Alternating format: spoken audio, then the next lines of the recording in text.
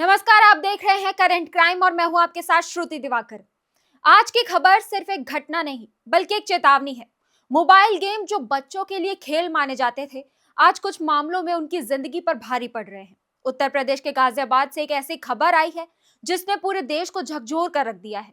ये मामला है उत्तर प्रदेश के गाजियाबाद का। यहाँ एक ही परिवार की 3 नाबालिग बहनों, जिनकी उम्र 12, 14 और 16 साल बताई जा रही है, उन्होंने आत्महत्या कर ली। पुलिस की शुरुआती जांच में सामने आया है कि तीनों बहनें एक ऑनलाइन गेम खेल रही थी। ये गेम टास्क पर आधारित होता है जिसमें रोज नए टास्क पूरे करने होते थे। परिवार का कहना है कि तीनों बहनें मोबाइल पर बहुत ज्यादा समय बिताने लगी थी। वो पहले जैसी बातें नहीं करती थी, ज्यादातर चुप रहती थी और मोबाइल से दूर होते ही परेशान हो जाती थी। और ऐसा भी बताया गया कि तीनों बहनों ने कुछ समय से स्कूल जाना भी बंद कर दिया था। घटना के बाद पुलिस ने मोबाइल फोन जब्त कर लिए हैं और साइबर टीम से जांच करवाई जा रही है कि गेम में ऐसा क्या था जिसने बच्चों को इतना प्रभावित किया।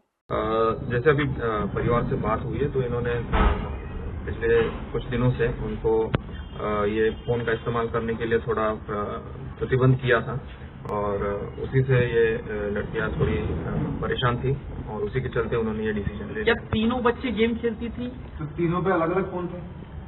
ये देखिए, इनके पास अभी फिलहाल तो फोन नहीं था। वो परिवार के ही जो सदस्य हैं, माँ और बाबा, इनके फोन यूज करते थे और अभी तक के जो हमारी जांच है उसमें किसी गेम का या गेमिंग ऐप का अभी तक सामने नहीं आया है और इसमें अभी हम अधिक जानकारी कर रहे हैं और जैसे कोई कंक्लूसिव सामने आता है तो आपको अवगत।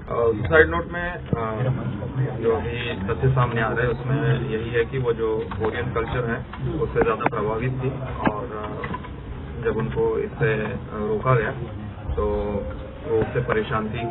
जब उनको इसी की वजह से उन्होंने ये स्टेप उठाया है। इसी वजह से वो गेमिंग में भी ज्यादा इन्वॉल्व थी और ये अपना कोरियन कल्चर से भी ज्यादा इन्वॉल्व थी। सुसाइड नोट का भी हमने ले लिया है और उसके बारे में अधिक जानकारी की जा रही है। उसके जो टोटल चीजें लिखी गई है उसकी जांच होगी, फॉरेंसिक जांच होगी और उसके बाद अभी तक की जो जानकारी हुई है उसमें किसी भी तरह के कोई टास्क के रिलेटेड कोई जानकारी सामने नहीं आई है। किसी भी गेमिंग टास्क के रिलेटेड कोई इन्फॉर्मेशन नहीं आई है और जांच अभी प्रारंभिक स्टेज में है। जैसे आगे कुछ जानकारी होती है आप सभी को अवगत किया जाए। सुसाइड नोट के बारे में अभी आधिकारिक रूप से हम जानकारी कर रहे हैं कि किसके द्वारा लिखा गया और एग्जैक्टली उसमें क्या लिखा गया है और ये जैसे क्लियर हो जाएगा आप सभी को अवगत किया जाएगा। अब सवाल ये है कि आखिर वो गेम क्या था जिसने 3 मासूम जिंदगियों को इस हद तक प्रभावित कर दिया। गाजियाबाद में 3 नाबालिग लड़कियों की आत्महत्या के पीछे जिस कोरियन गेम का नाम सामने आ रहा है उसे कोरियन लव गेम या कोरियन लवर गेम कहा जा रहा है। ये कोई साधारण टाइम पास गेम नहीं होता बल्कि ये एक online romantic task based game होता है। इस गेम को मोबाइल ऐप के जरिए खेला जाता है। गेम में खिलाड़ी को एक वर्चुअल कोरियन लवर या पार्टनर दिया जाता है। ये वर्चुअल पार्टनर कोरियन स्टाइल में बात करता है, रोमांटिक मैसेज भेजता है और खिलाड़ी को खास महसूस कराता है। धीरे धीरे यही गेम बच्चों की भावनाओं से जुड़ने लगता है।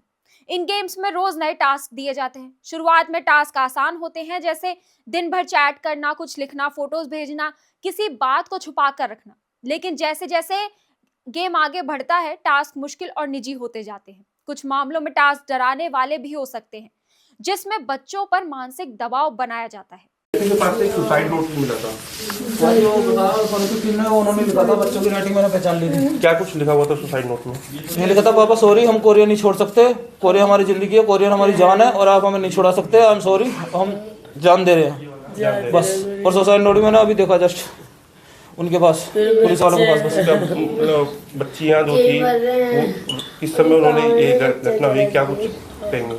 सर बहुत बुरा हुआ है, ऐसे किसी के बच्चे के साथ ना हो। मैं कहूँगा सब बच्चे अपने गेम खेलना छोड़े, सब कोई भी माँ बाप अपने बच्चों को गेम ना खेलने दें बस। गेम में कब कौन सा टास्क हो जाता है ये नहीं पता लगता, हमें खुद नहीं पता लगा जी। कभी उन्होंने बताया कि किस तरीके के टास्क उन्हें गेम में दिए जाते? ये बताते तो वैसे भी घटना ही ना होती। ऐप का कुछ पता चला कौन सी ऐप थी वो? ऐप कोरियन वालों ने सेंड करा था लिंक, हमें नहीं पता। बाकी पुलिस वालों के पास फोन है, उन्हें सब डिटेल पता। दूसरा, अगर ये पता होती है कि क्या टास्क दे रहे हैं, मैं वो गेम नहीं खेलने देता जी उन्हें। हाँ जी। उन्होंने वो प्ले स्टोर से डाउनलोड की थी या ये नहीं पता जी, ये कोई रिकॉर्ड नहीं है। ये रिकॉर्ड होता तो मैं गेम खेलने नहीं देता, बताता हूँ। इतने तो नॉलेज हमें भी है गेमों की, सारी चीज़ों की। हमें पता ही था वो गेम में, हमें तो आज फॉरेंसिक टीम से पता लगा वो गेम में थे। हम तो सोच रहे कोई खेल खेल रहे, चलो कोई बात नहीं। पुलिस की जांच में यह भी सामने आया कि ऐसे कई टास्क बेस्ड गेम में कुल 40 से 50 टास्क होते हैं। आखिरी टास्क को सबसे अहम बताया जाता है और खिलाड़ी को यह विश्वास दिलाया जाता है कि आखिरी टास्क पूरा करने से सब कुछ बदल जाएगा।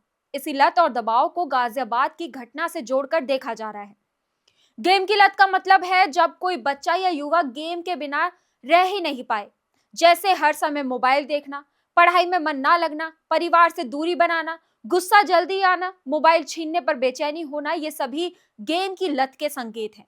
धीरे धीरे बच्चा असली दुनिया से कटने लगता है। उसे लगता है कि गेम ही उसकी पूरी दुनिया है। यही से खतरा शुरू होता है। गाजियाबाद की घटना पहली नहीं है। कुछ साल पहले ब्लू व्हेल गेम का नाम बहुत चर्चा में रहा।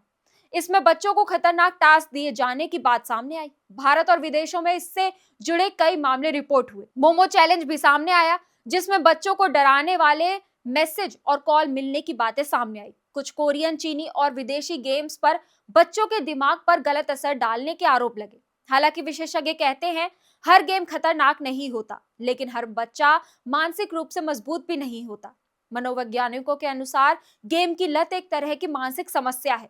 ज्यादा गेम खेलने से दिमाग थकने लगता है, बच्चा अकेलापन महसूस करता है, डर और तनाव बढ़ जाता है। कई बार बच्चा असल और गेम की दुनिया में फर्क करना भी भूल जाता है।